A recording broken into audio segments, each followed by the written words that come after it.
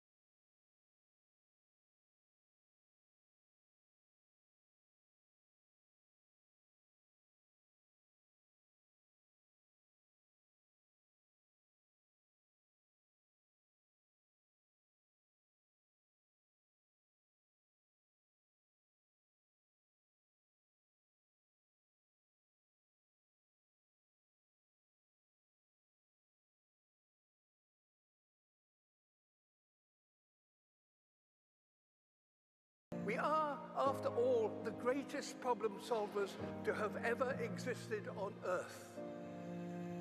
To fix you.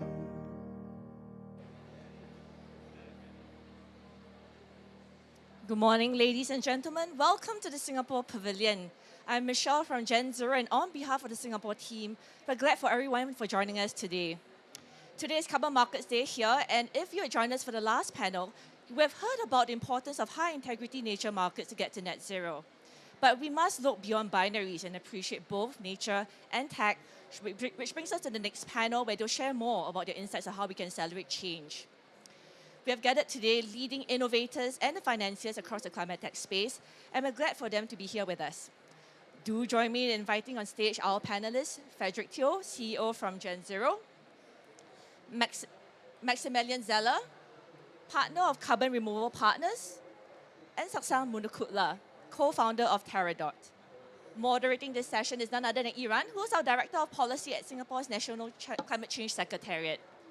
And do stay with us to the very end, because I know badges are a big thing at COP, and we would be giving out GenZero's exclusive COP30 pins right after this, so stay tuned to the end. On that note, over to you, Yiran. Okay, thank you very much, Michelle, and thank you everyone for being here. It's a great crowd. So Michelle has given a really good context setter to why we're here today and what we want to speak about. But maybe as the moderator, just let me, give more context on where in the entire space of climate change we're at. I know we've heard this probably many times throughout this week, but it's still important to remember how far more we have to go to really avoid the worst impact of climate change. You know, this year we've seen reports from the UN that says that even if all countries successfully implement the nationally determined contributions, we're looking at up to 2.5 degrees Celsius increase in global temperatures by the end of this century. And if countries only proceed with the policies they've already implemented, we're looking at 2.8. And this takes into account, for example, the United States policies, which we know sort of hang in the balance right now. So the situation is really quite dire. And for those who recently saw the Planetary Boundaries report, we see that the situation is quite bad. We have breached 7 out of 9 planetary boundaries. But interestingly, one of the only 2 boundaries that we have not breached is actually ozone depletion. And that is actually such a wonderful story of human resilience and cooperation, and what we can do actually to overcome these global challenges when we really put our heart and mind to it. So with that as context, I think it also bears remembering that because climate change is such a big and complex challenge, we really need all the solutions and tools that we have on our hands and to work together to solve that problem. And today, this panel, we are here to talk about, amongst the many solutions that we're looking at, technology-based carbon credits and carbon removal is one thing that actually holds a lot of promise. But so far, I think we have seen that capital may not have been flowing in as fast at a rate as we would really like for it to deliver the full potential of its impact. And maybe let me then start the panel, the questions with Fred, the CEO of GenZero. So Fred, GenZero has always championed inclusivity, right, in your approach towards the carbon value chain, either nature-based solutions or engineered solutions. What is your view of inclusivity, and how do you apply that concept in the way that you look at projects and in the solutions that you invest in? Thank you very much, Yiran, and good morning, everyone. As an investor, we invest into decarbonization solutions across technology, nature, as well as carbon markets. We do everything. And the reason why it is important for us to be flexible and inclusive in the way that we think about solutions is because we feel quite strongly that there is a need for all of these solutions to play a role in helping us to achieve a net zero outcome. Now, I think that it is a false choice for us to either be preferring technology or nature, reduction or removals. You kind of like need all of them. And maybe I'll just give a simple explanation around why we believe that. If you think about the ability to achieve net zero, our theory of change must include the importance of actually achieving fundamental industrial decarbonization. As modern societies, if we don't get the technology right or decarbonize technologies right, we will never have economies that actually are low carbon or net zero. On the other hand though, if the technologies don't seem to come down in terms of cost, don't seem to mature fast enough, then what are we going to do? Are we just going to wait for the right technology solutions to appear magically? And what happens if they only come about after 2050? So therefore, you almost need to have an alternative. You need to have an insurance policy, in fact, more than an insurance policy. Nature offers that. So maybe I will start by just offering maybe 4 important considerations for us when we think about how we allocate our capital and how we think about whether we should be investing into nature or tech. The first is actually around the question around quality. Now, obviously, any of the decarbonization solutions that you invest in, you have got to believe that there is strong environmental integrity and it's going to do something positive for the environment.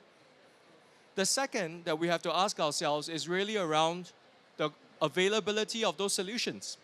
Now today, if you want to invest into direct air capture, it's possible to plan for it maybe in 10 or 20 years' time, but it is not going to be at scale today. However, the trees are at scale today, right?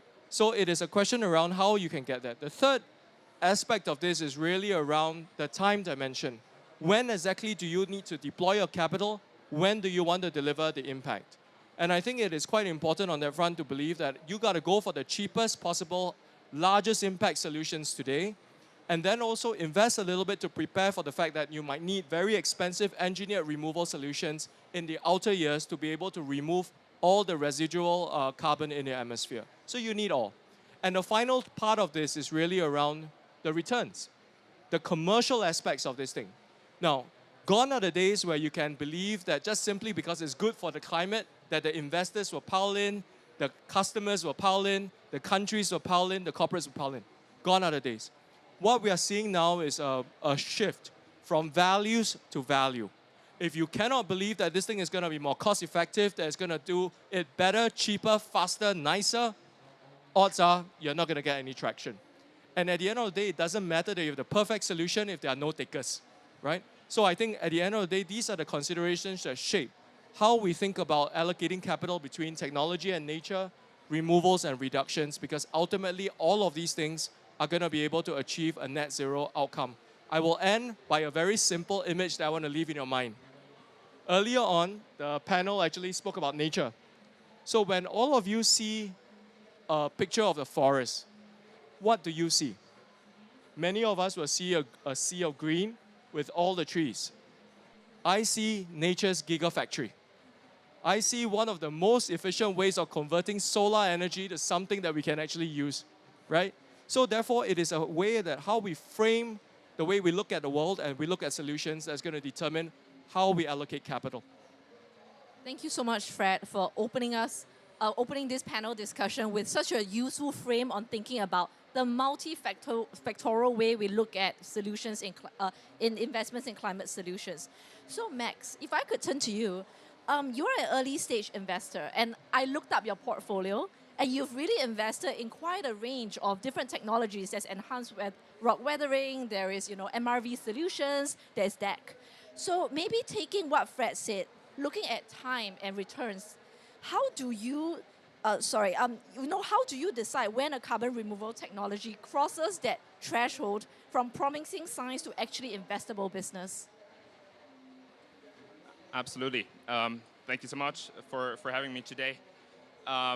Well, maybe to specify first the portfolio or the pathways across we allocate capital, I'll lay that out and then touch upon your question. So carbon removal partners started allocating capital back in 2022, really with the mandate to invest in compliance-grade carbon removal pathways. We covered the pathways, the more technical carbon removal pathways that we deem fungible in future compliance markets, such as the UK ETS, EU ETS, and that has made us to cover direct air capture, various forms of biomass-related carbon capture and storage, enhanced rock weathering, ocean capture, as well as digital carbon market infrastructure. And those are really all components that we deem critical for that market and a high quality compliance credit market to come along.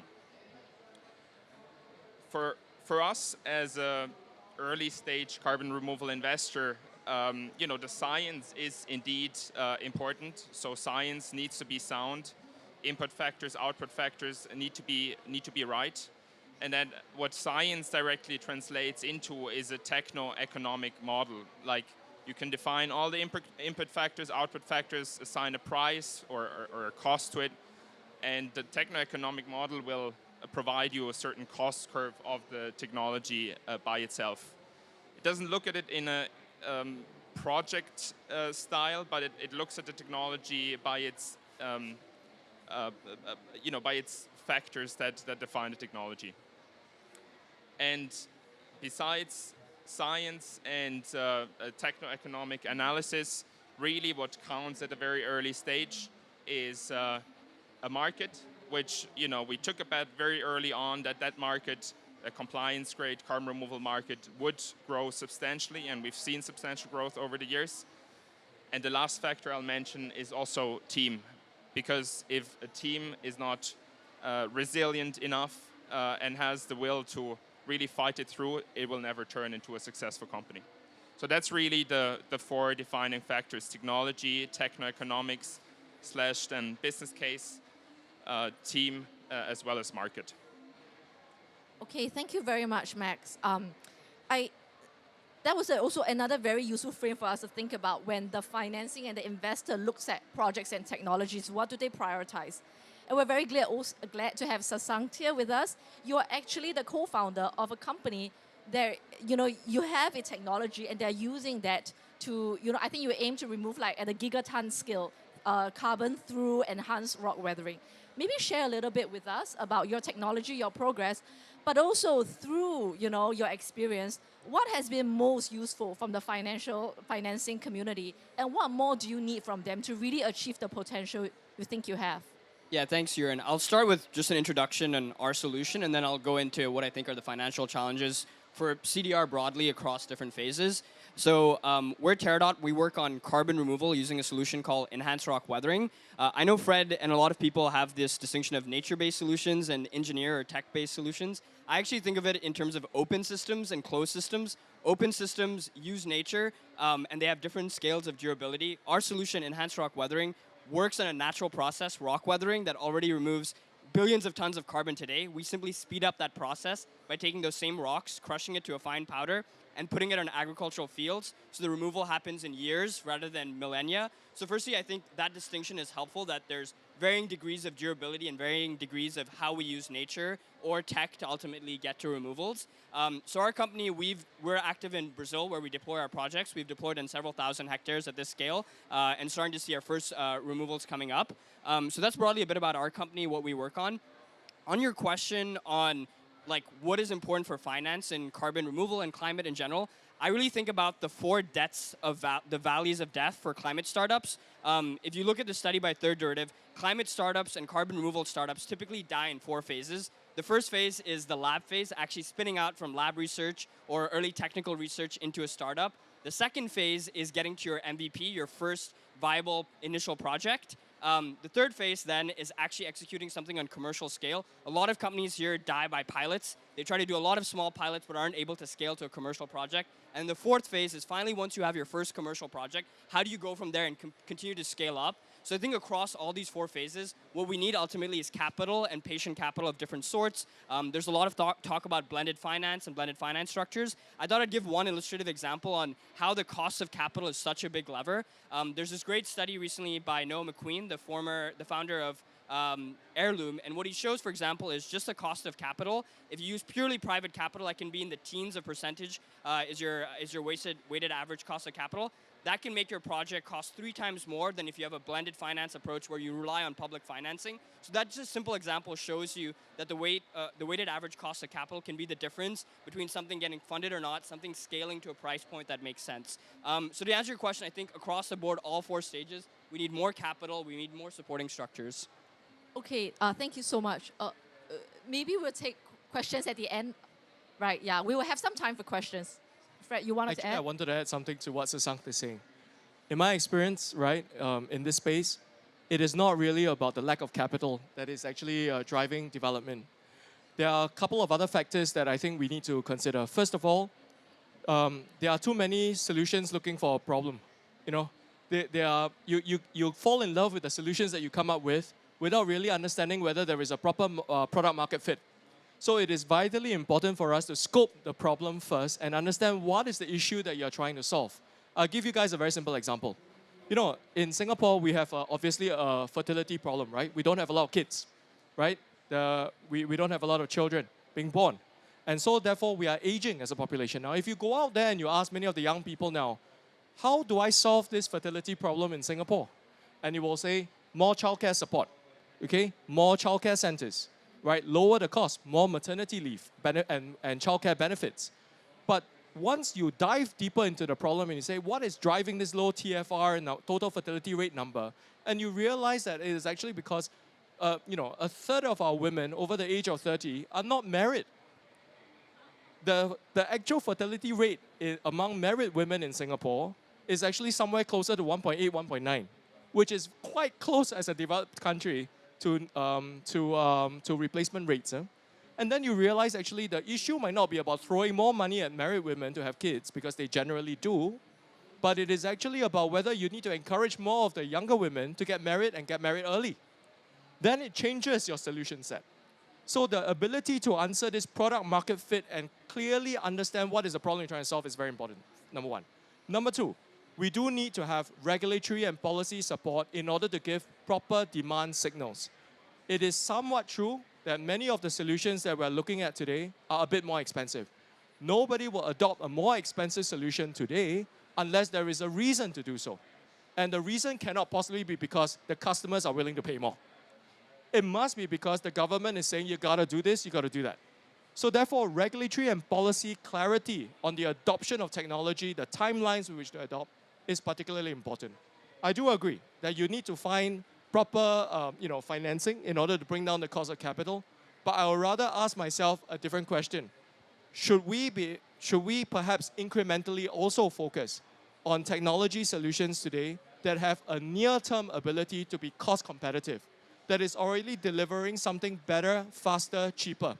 And the answer is actually there are such solutions. If you are thinking about owning an electric vehicle versus an internal combustion engine vehicle, the reason you do that is not because you love the planet. The reason you do that is because the running cost is cheaper. It is cheaper to go per mile with electricity than it is to go per mile with gasoline. And that is the reason why an EV is actually a top-selling car in Singapore last year, right?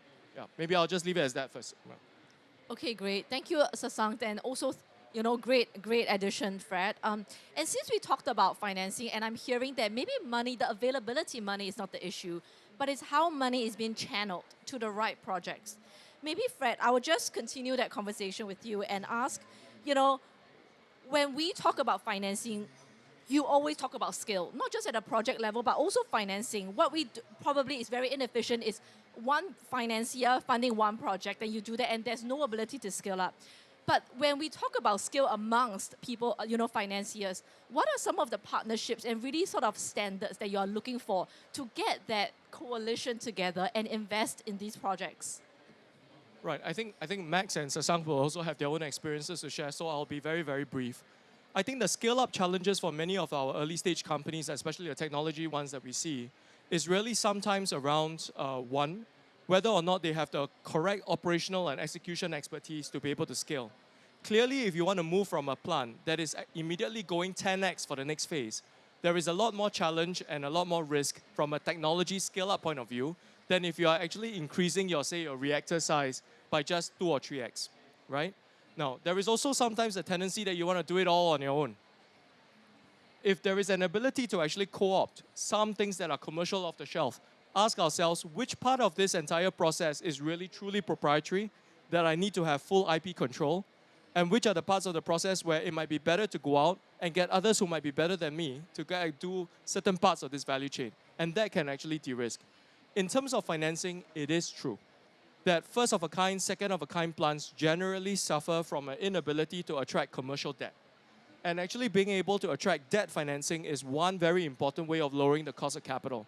And this is where I find that governments or grant-making philanthropic institutions have a very important role to play to be able to step in and take some of those risks that commercial sources of capital cannot. And maybe that's where the blended finance thing could work. Guys? Well, fully agreed. I can echo all of these factors. I think where we see the biggest bottleneck today, at least I can speak for technical carbon removal, is that first of all they get the offtake rights.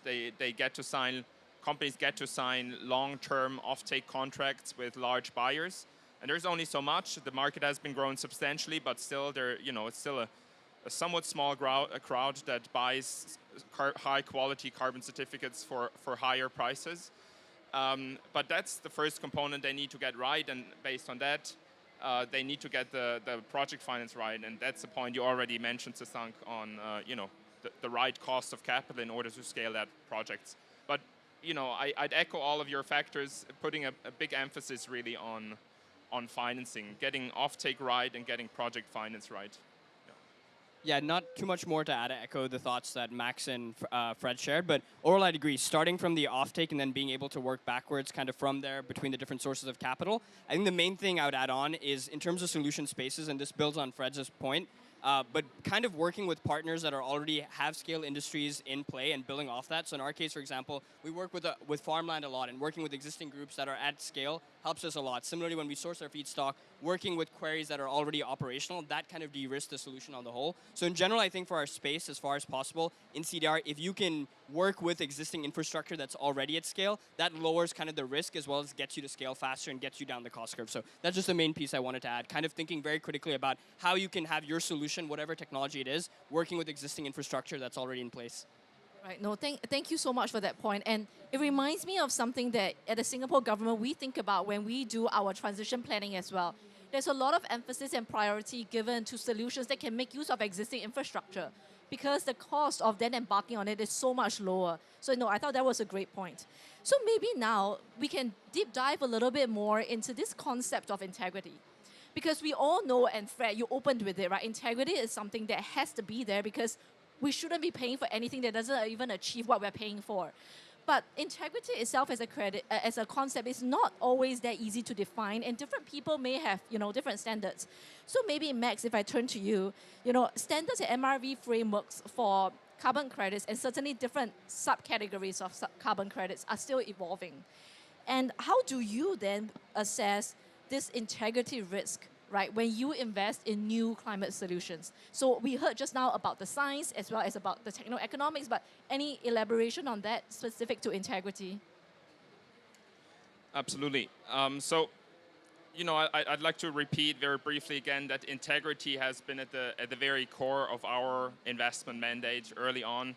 I did quite some research on carbon certificates early days, and one of the big goals that we wanted to get right with our investment strategy at Carbon Removal Partners was really to ensure that integrity at a technological level as well as a digital carbon market governance and infrastructure level. So that's really been the sectors across which we've been allocating capital. Talking about early stage tech carbon removal approaches, what we feel we need to get right is really the permanence as well as the measurability aspect. Additionality is not too much of an issue in the carbon removal sector, in the technical carbon removal sector, and all the governance aspects, we feel they need to be ruled out at a different point in time rather than at the technological piece itself. So what we assess for early on when we make investments is really permanence as well as measurability, and we feel very comfortable running those assessments at a scientific level. And then we apply buffer factors as long as standards are not yet in place. But also, very frankly speaking, it is quite binary over the lifetime of an investment whether a standard comes along or does not come along. And a lot of that has to do with societal consensus as well, that a large enough crowd eventually understands and thinks that a certain pathway can be scaled and has a certain integrity. So that is really the assessment that we run. But carbon markets dealing with invisible gases or invisible goods, so to speak, it is also a tricky one. I mean, we saw that in the case of RED Plus and Vera, where even though there was a standard, even though there was societal consensus in the first place, we faced a hard pushback on particular pathways due to governance aspects as well. So, there's only so much we can do, but the things that we feel we can do right, we really focus on them. Right. Thank you for that. And I think this sort of also goes back to what Fred earlier said, which is why you want a basket and a portfolio of different solutions. Because you're not always able to predict with 100% certainty which solutions are going to work and, more importantly, be accepted. And as a result, with a portfolio, actually you are also diversifying your risk in some way. Yeah. I think diversification is okay, but I would like to highlight a couple of other factors to consider beyond, say, integrity and the technical quality of some of our solutions. Actually, when we talk about this topic around scaling financing and scaling up technology solutions, it is important to bear in mind some lessons around how we think about innovation. For example, as we are piling into solutions and supporting different solutions, we have to think about and worry about the issue of path dependency. What we invest in today will influence what we could potentially invest in tomorrow. You think about the fact that if you decide to lock in yourself with a gas power plant today, then you have limited optionality over the next 30, 40 years of what you want to do with your energy mix. So there are decisions. The best example of this is really the rocket boosters for the space shuttle. Do you know what is the relationship between the size of those rocket boosters and the size of a horse's backside? And that's because the rockets are actually made, right? Somewhere in Utah, there's got to be transported to Florida, right, for the space shuttle. So they have got to be transported by rail. So the rockets are already determined by the width of your railway gauges, right? That means the tracks. And they were determined in the old days from Europe with railway tracks as well as tram tracks. And tram tracks, the width of the tram tracks were determined by the original chariots that the Romans had, right, in Roman roads. So something that we decided 2,000 years ago, with the fact that a Roman chariot is the size of or the width of 2 horses' backside, is now determining the size of the rocket booster. Can you imagine, right? So this is about path dependency. The second aspect that I think is very important is that we need to be able to fail fast. Now, among investors, right, it is going to take a lot of discipline for us to be able to accept that you got to fail fast. Because founders will fall in love with their solutions, investors will fall in love with their own investments, all right? But when it comes to technology solutions, precisely because you don't know, you have to be prepared to fail fast so that we don't misallocate capital for too long. Now, normally, under most other conditions, you take your time. Because if you succeed, you win, you make a lot of money. If you lose, then you don't make the money. But the problem is that we are in a race against time when it comes to climate solutions. We cannot afford to misallocate capital for too long and in too serious a way. And finally, I think we need to think about system-level impacts. Because solutions that come together need to be able to work with one another. For example, when we think about green hydrogen, it is not just necessarily about pure hydrogen CCGT that will make it work. Like what Yiran was saying just now, green hydrogen can be blended into natural gas to lower the carbon intensity of our net gas power plants, and they essentially use the same infrastructure. Right. All right, thank you, Fred, including for that history lesson, which I never knew, and that's great. I'm going to repeat that everywhere I go. So, sorry, Sasankh. So, we went a little bit beyond integrity, but I did want to come back a little bit to it because you are the owner of your technology, right? And I think, even when, as a government, we look at different technology pathways, we also keep in mind this balance between scalability, speed, cost, but also, integrity as defined by how, the prevailing system defines it. And also internationally, to what extent it's going to be acceptable for a long period of time. As the technology owner, how do you sort of go with and try to balance between these two? Because many times there is a tension in between the two groups of considerations. Yeah, that's a great question, Yiran. Firstly, I think we often think it's a trade-off between quality and innovation.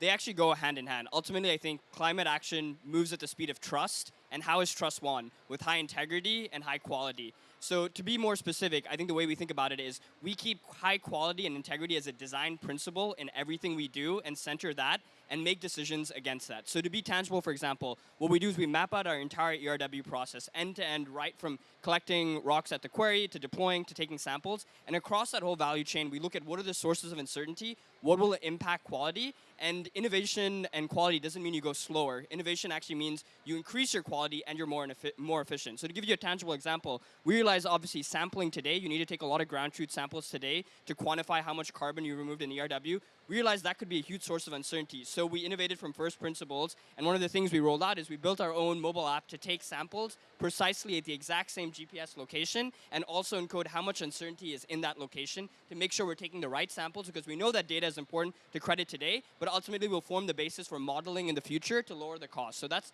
one tangible example. The second thing I want to touch upon is really the incentive structure to encourage innovation and going above and beyond. So something I'm very excited and proud to share is we have a partnership with Microsoft. And with Microsoft, we've deployed a Sentinel site. And in that Sentinel site, we actually have deployed more than what is normally expected by the registry standards. We take extra measurements. We've deployed extra sensors that Microsoft is supporting us to do. And we're very grateful for that partnership. But I think we need more examples of like this, especially when a solution is starting to mature, to encourage R&D above and beyond what is just required to credit today. So that's an important piece I wanted to highlight. And then the third piece, finally, is transparency is super, super important. So publishing your science, publishing your results is really, really important. And also having groups that enable that. So one of the exciting things about enhanced rock weathering is we have a group called Cascade. And what they do is that they've organized a common data called Data Query, where all the groups are encouraged to share and report back their data. And that's another way to kind of build that trust and integrity in the system. So I think you need a combination of all, being very first principle and being very disciplined on what the biggest levers are for your uncertainty and innovating on that so you increase efficiency, but also quality. B, having that incentive structure in place to encourage that extra innovation above and beyond what's required today for the benefit of the space in the long term. And then C, finally, encouraging transparency by open publishing, sharing of science. Thank you, and that was a really deep look, right, into how we think about integrity and quality, not always as opposing forces, but really that they are mutually reinforcing. So on this topic of mutually reinforcing, I'm going to sort of change tack, and I'm looking at Fred here. And when Michelle started with the context setter, there was this sense about whether today there is a false dichotomy between perhaps nature versus technology-based solutions, right? But actually, what we see is, of course, that it's not always pulling in different directions, and there could be synergy between these two types of solutions. And I did want to ask, as an investor, because you invest across the suite of portfolios, and you probably are also looking at how these solutions within your portfolio mutually reinforce each other. Do you have any ideas or examples you could share with us? I think that there are quite a few. I mean, even if you look at the space of MRV, which is what Max and Sasankh are quite intimately involved in, MRV is tech-based, but MRV can be applied to enhance the credibility and integrity of nature solutions.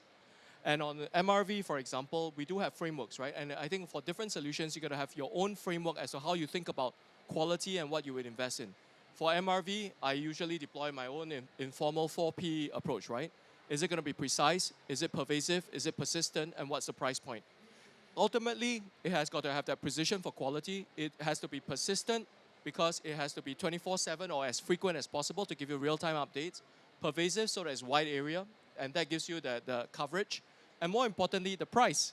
Now, if adding a capability like this, right, to a nature credit, like better MRV, technology MRV, is going to increase the cost, I would say, by about $1 per ton. But people are not prepared to pay $1 or more per ton for the improved integrity, then you know this is actually, from a commercial point of view, a value-destructive step to take. Then it is not about technology or investors or developers having the capability to do it. I think we all need to ask ourselves, why are the buyers not prepared to pay? Right? So therefore, there is sometimes a product market fit problem. So which is why when we are looking at, whether we want to put money into technology solutions or nature solutions, we have got to think about the actual fit for purpose. Now, there are areas where there is obviously that blend. If you think about solutions like biochar, right, the feedstock does come from nature, but it is an engineered process. If you think about biofuels, sustainable aviation fuel, for example, lots of the feedstock could potentially come from nature, and it can be quite synergistic. If horticultural waste can be converted to biofuels, you actually can close that loop quite nicely and generate value from waste. So this is where the intersection between nature and tech can come in quite nicely to introduce new, maybe interesting solutions. No, thank you, Fred, for that. Max, I did want to also direct that question to you because a lot of the things in your portfolio are tech-based. I mean, I think that's the focus of your fund. But, what are some of the partnerships that perhaps you're looking at, including in the nature space, that you think can really help accelerate the growth of, the companies within your portfolio? Well, if you look very precisely at the portfolio, actually the large majority of it, apart from direct air capture, is a symbiosis between tech and nature. So biomass-related removals, enhanced rock weathering, also ocean removal in a way is a symbiosis where the ocean does a lot of the work. So, although we often speak about technical removals and believe in that and see that market needs to grow, for sure, it is in the vast majority of the cases a symbiosis between the two worlds. And if you look at buyers, there's hardly any buyer that would only buy the most technology-based removals in the market out there, but they would often buy whole portfolios just because they acknowledge the power of the nature and first and foremost need to bake in diversification into their climate portfolios. Okay, that's great. And because this is quite unprecedented that our panelists speak so fast that I have run out of questions. But what I want to know is, okay, wait, Fred, I do know we have some questions from the crowd, and I really want to give you an opportunity to ask our panelists your burning questions as well. And I think this gentleman, yeah, please go ahead. So Tal from Carbon Blue. I'm going to sit down if it's okay. You mentioned blended finance, you mentioned project finance, and in kind of innovation of technology or even process, looking at enhanced rock weathering, it doesn't have to be technological advanced. I don't see solutions that are kind of not the VC way, or at least not solutions that I know. I would love to hear from you. How do you see it? Maybe Terradot, how do you unlock this kind of thing and being able to get finance that is not high in equity and price, of course?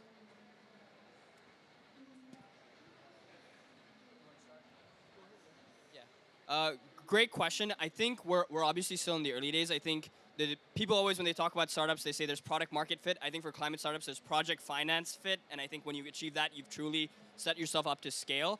I do think we're starting to see interesting examples of structures with project finance in the space. I think we've seen some early groups secure project finance in solutions and different pathways. I think we're going to continue to see more of that in the coming years, coming months as well. So I think there's a lot more work that needs to be done there, both at the scale-up phase, but then also importantly, in the earlier phases I talked about to encourage things like R&D. So I would argue we've seen support for that. I think our Sentinel site, for example, is a great example where Microsoft has partnered with us to encourage us to deploy more sensors, to encourage us to take extra measurements, to bring down ultimately the uncertainty in the space and ultimately make the solution more cost-effective. So I think it's obviously still early days. We've seen some first-of-a-kind example projects that are getting financed, but we will hopefully see more in the coming weeks and months as well. So yeah.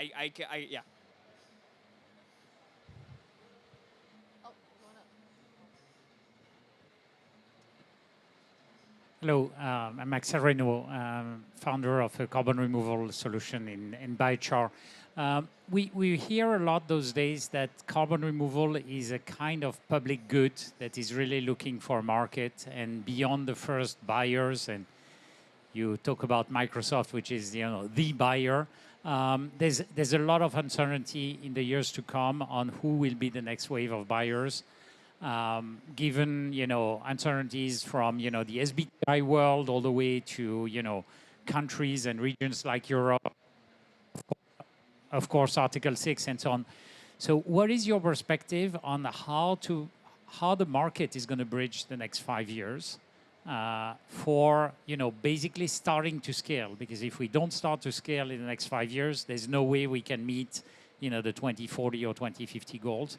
And how are we going to shift from a voluntary market with a few buyers, few big buyers, to something regulated fast enough so that most of the industry doesn't die in the way?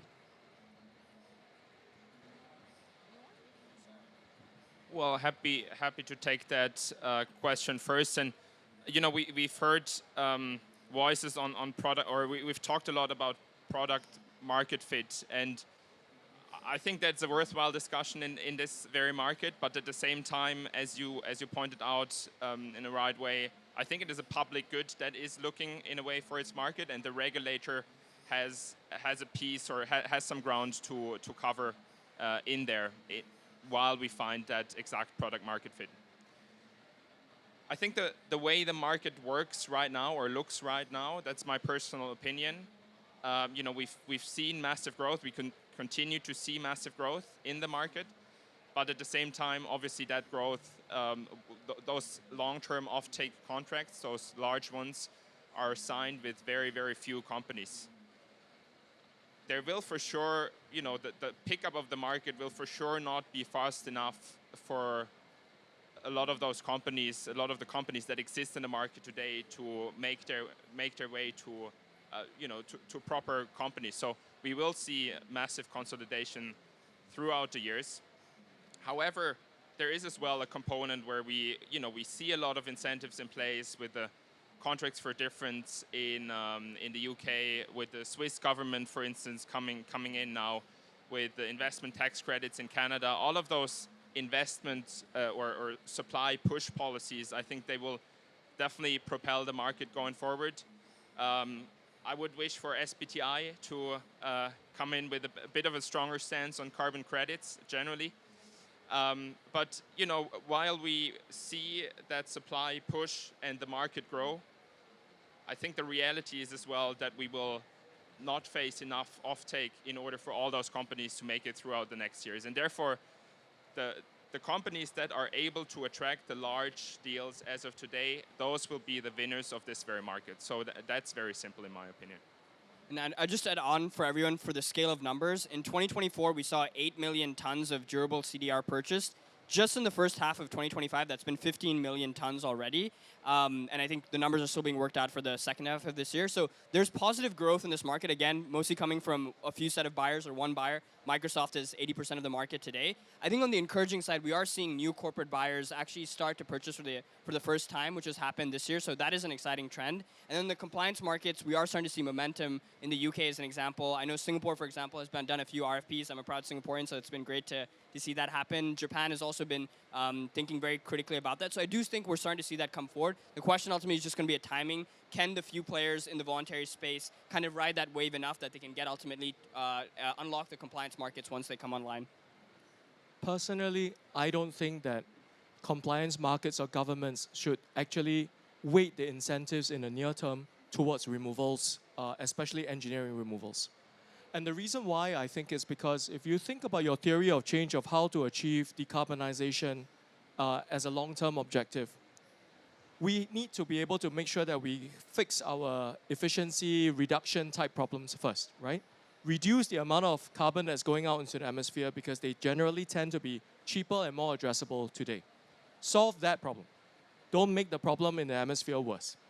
Now, of course, we need to put in, obviously, some money and investments into the longer-term solutions in the outer years where we still need to reduce the amount of carbon on a ppm basis from the atmosphere.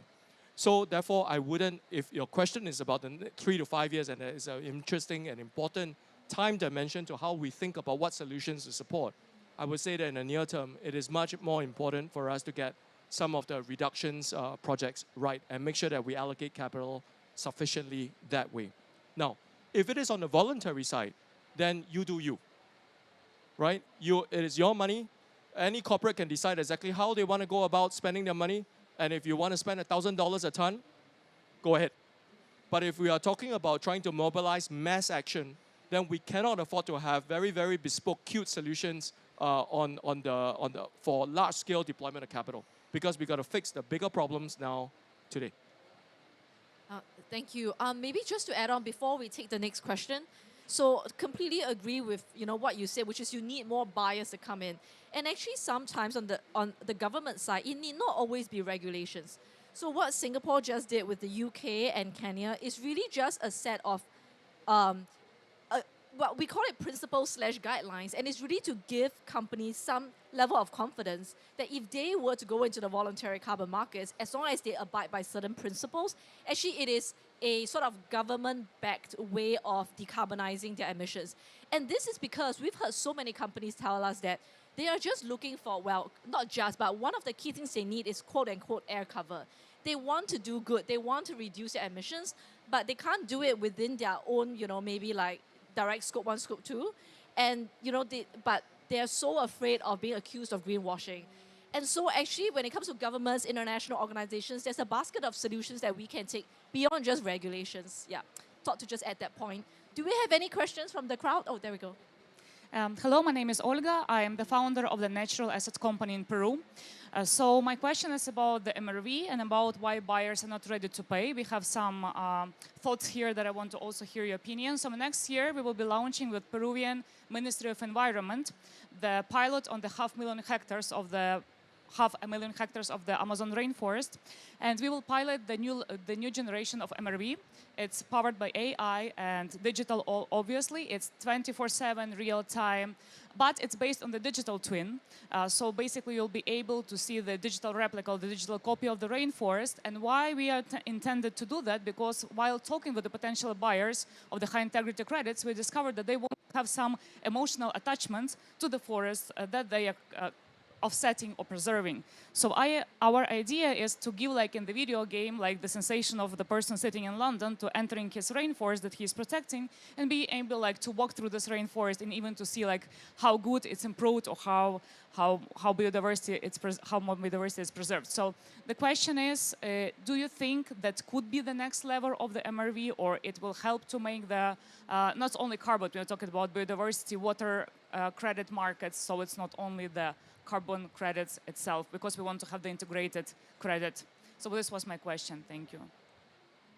For MRV, I think it is important not to overly conflate X number of objectives for what you want to achieve with a proper MRV system. The MRV, as it stands for monitoring, reporting, verification. That is what MRV is supposed to do. And if it does not give you good monitoring, good reporting, good verification, it's not a good MRV.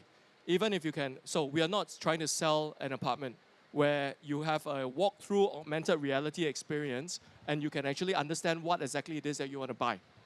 At the end of the day, it must give you an accurate, financially relevant carbon metrics, right?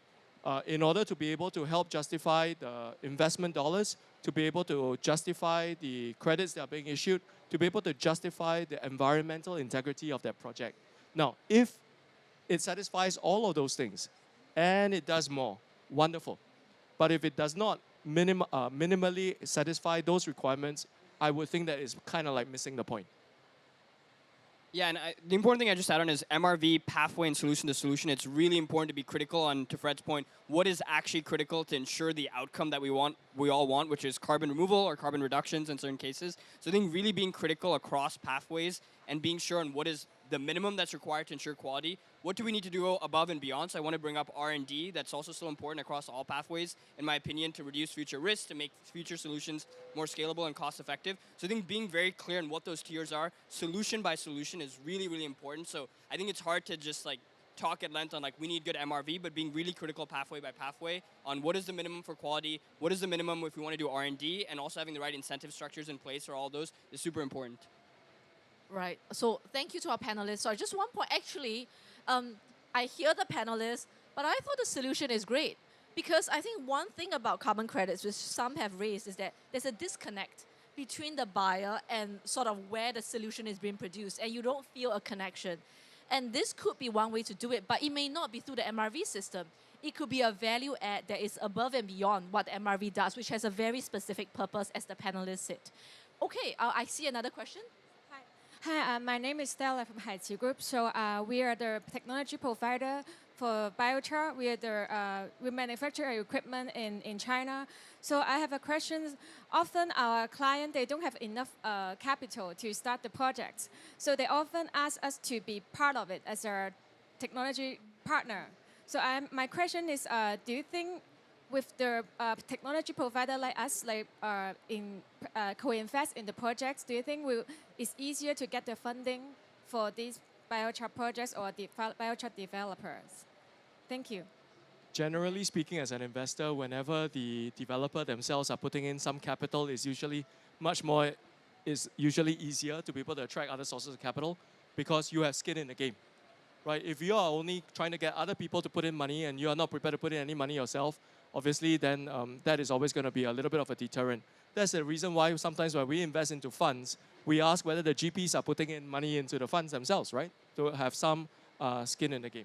So I think the long shot of it is probably yes, but if I were your shareholder and I'm your investor, then I will also be asking myself, would it be absolutely necessary for you to put in that much capital in every single project, because that will constrain your ability to scale up. Because can you imagine every single project you've got to put in $10 million, $20 million to get it started, to crowd in, and it depends on how much else you're crowding in, right? Then that means that it's constraining, because how much money would you actually have to start up X number of projects? So those are usually the kinds of considerations that we would have, yeah? So Max, I'm not sure if you had... I think it is very case specific. I mean, as a young, I don't know your company too well, but as a young technology developer, I would never recommend a company to put too much or any project capital into the projects themselves, just because you have other things to worry more about in a sense, or to focus more on. Probably the most innovative case that we are starting to see with one of our portfolio companies, which they have a proper team in place, have de-risked technology, so they raise a fund with project capital to put into their projects that they're putting together, which I think is quite an advanced way to do it, but also quite sophisticated.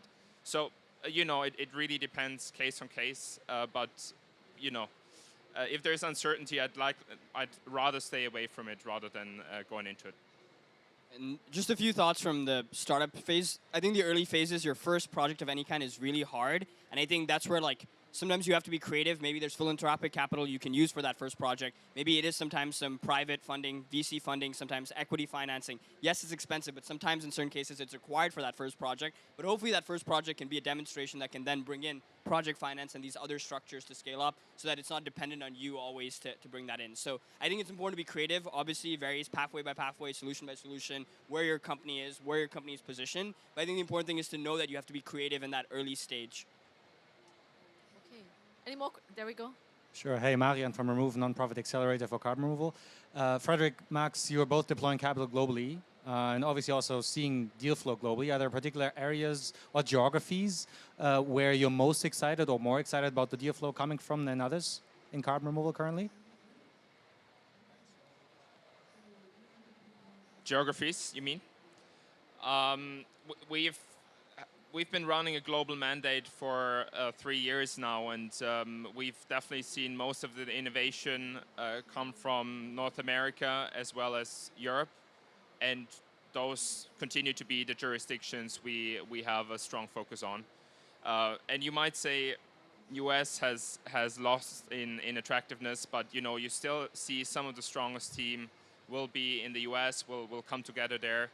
And just the VC ecosystem, also general support among the ones that still believe in what we do, that is still massive in the US, I'd say. So still Europe and US, I'd say.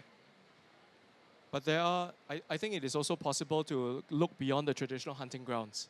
Recently, we came across a company in New Zealand that is looking at fusion technology. So if you think about fusion technology, you're looking at the major ecosystems, right? Out of Boston with the MIT guys, or out of Oxbridge or something. But there is actually a levitated dipole fusion technology company out of New Zealand. So it is possible to actually search for it. So I wouldn't say that, at least for us as a global investor, it is very difficult to say that there are preferred geographies. We will go wherever there are great ideas and great opportunities. However, I think what needs to be considered is really, the amount of capital that is needed for a certain pathway. Let's say direct air capture, let's say also fusion. And I think you need to be very well aware of, does the capital have ability to come together in a certain jurisdiction? So I think that is... And maybe, Max, even beyond that, right, the ecosystem that they represent. Yeah. And just one other perspective, I think ultimately, at least in the voluntary carbon market, typically you can get credits kind of from anywhere. So you are seeing, I just add on, the big buyers. Many are US-centric or EU-centric, but they are procuring globally. And I think that's an exciting time for kind of innovation anywhere, whether you're in a certain place, deploying in a certain place, whether you're from a certain place. I think really the sky's the limit. Climate is a global problem. Ultimately, a ton removed is a ton removed. Great. You have more to add? Actually, on this particular topic of scaling, I thought I should quickly just mention 2 or 3 other important points that we actually look at when we think about investments. Now, we spoke a little bit about the importance of policy, right? And that kind of like a throwaway line. But actually, policymakers also need to innovate. I want to highlight one example to illustrate this point. Now, we are big into sustainable aviation fuels. We think that it is a vitally important component of how to decarbonize aviation. Now, many countries would probably legislate this or regulate this by imposing a SAF blend mandate, right? You need to have 1%, 3%, 5%. The way that Singapore is doing it, though, is slightly different. Singapore is actually imposing a tax or a levy on SAF. And that way it means that essentially if I collect $10 million, then I'm going to spend all $10 million onto buying SAF. If I collect 50 million, I will spend all 50 million. Okay, now, what is the difference? The difference is about the exposure of cost to the airlines and to the entire industry. If I say that you need to have 1% irrespective of the price of SAF, it basically means that if it is extremely expensive, then airlines and passengers will have to pay a lot of money. If it suddenly becomes very cheap, then it costs virtually nothing to be able to meet that target, and it's probably not ambitious enough, right? So the way of legislating it such that you're imposing a levy and you will spend everything on it removes away this uncapped cost exposure for the airlines and the passengers, because you'll just spend whatever it takes. If it is cheaper, you will end up buying more. And now, in this kind of a situation, what we have done at GenZero is to work with the World Economic Forum to create an initiative such that corporates are now going to start to offset some part of their air travel emissions by buying SAF credits. So at GenZero, about 3 to 5% of our air travel emissions are offset by buying $300-400 per ton type SAF credits. And what is the theory of change there? The theory of change there is that I'm providing, through my purchasing, a cost subsidy, a subsidy to the cost of the green premium of the SAF, right? Because at about $300-400 per ton carbon, I'm actually subsidizing about $1,000 per ton of SAF.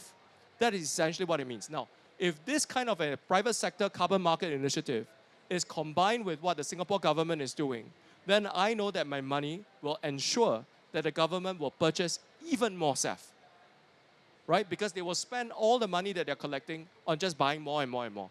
And that is the theory of change, by getting more and more adoption into a technology or solution that is today still a bit more expensive. So the innovative government policies are very important. Beyond just, second point, beyond just blended finance and thinking about how you can crowd in the philanthropics to offer risk capital and so on and so forth, we are now also seeing instruments like insurance and other kinds of mechanisms, right? Contract for difference and so on and so forth, that can actually help to reduce the risk and take the risk out of first of a kind, second of a kind type projects. So I think there are some of these mechanisms that are already much more in place right now to help to scale up financing. Yeah, fully agreed. I mean, I think sharing the risk going forward and finding creative mechanisms on how to finance technologies, I think that is really the name of the game, and that's really the the right time to look for those solutions.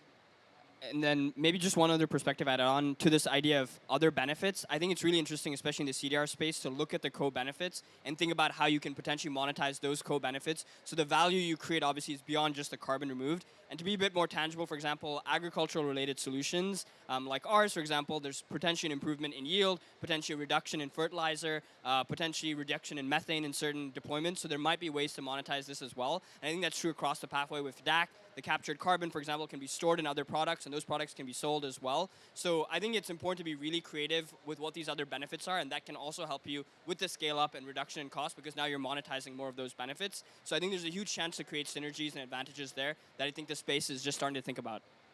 Okay, great. So unfortunately, we need to wrap up. So I'm just going to do a very quick round of questions. So, this is COP30. And next year, COP31, we don't know where it is yet, but we know it's going to be there. And, we talked about a whole range of things: financing, risk sharing, policy, technology, markets. If there is one breakthrough or one difference that you hope that, will be there next year at COP31 as opposed to this year, what would you hope it to be? Maybe we can, anyone, just whoever is ready. One single breakthrough, you mean? Yes, well, but if you have more, you can say it. I know there's lots of topics being debated, but one topic that I believe is really going to be a game changer in global climate change politics is CBAM, the Carbon Border Adjustment Mechanism that Europe is going to impose. I think that it's going to change a lot for, how the world thinks about carbon. So there's obviously debates on whether there's enough justification for such tariff to come in place. And I'm just really curious to see how that is evolving, and I really hope for CBAM to come in place eventually. And for carbon credits, high quality, high integrity carbon credits to become part of it at some point. Yeah, I'll start with one thought, which is I was here 2 COPs ago with the Singapore delegation and the Climate Youth Delegate Program, and at that time, CDR wasn't really at that COP on anyone's minds, and today there's a CDR pavilion that the Negative Emissions Platform has put together very kindly. So I think seeing the growth of the space just in the past 2 years has been really encouraging. If I were to focus on one thing, and maybe it's a bit ambitious, Article 6 has come online, 6.2, 6.4 from the most recent COP. I would love to see a sort of durable engineered removal, however you want to call it, transaction kind of finalized in the next year, even if it's a small one, even if it's small credits, just to show that that market is starting to take off. So that's maybe my ambitious aspiration for the space, can be any pathway. And then one parting thought, it's a question of curiosity, but I was discussing this with Professor Chris Field. He's a Stanford researcher. He's also been professor, and he's also led the IPCC working groups a few times, which is really creating a market and incentive structure around sharing failures and sharing data when experiments don't work. And that goes back to Fred's earlier points of fail fast. How can we actually create incentive structure so that when a project doesn't work, that data is shared so that we can learn from it? And as an AI researcher, personally, with my own background, I think other spaces like coding have benefited because you can see when something fails really quickly. In the climate space, there hasn't really, we want high quality, but we also are not maybe the most accepting when something doesn't work. So how can we create the right incentive structure and space for failures also to be shared and for people to learn from those failures so that the quality continues to go up and that we only don't see the examples of things that work. So that's maybe a provocative thought. I don't know if there's a structure just there that exists today. Professor Chris Field isn't sure either, but I think it's an open question for anyone here who wants to kind of innovate on the market policy structure and how we can incentivize innovation from failures, essentially. I think we need to move from ideas to action. So the entire thing here around like harmonizing standards, right, around what good looks like, greater coherence and consistency around a theory of change on how we bring about a net zero world, how we should encourage a decarbonization pathway for corporates and countries, I think will be particularly important. And I, as a final thought, right, this is something that really occupies me. In our business, there is always this drive towards endless debates on very, very minor differences. So this is important for us to actually kind of get rid of this narcissism over small differences, right? That it is not important to argue to the nth degree because as if like arguing to the nth degree over mindless details gives you some sense of like accuracy, it gives you a greater level of legitimacy and credibility. It does not. It really does not. And I think we are, you know, to excuse the pun, missing the forest for the trees if we do that. Okay, great. So that's a wrap. Thank you so much to our wonderful panelists. And thank you to you for being here as well. Thanks everyone for your time once again. Do remember to grab the GenZero pin on the way out as a token of our appreciation. Thank you.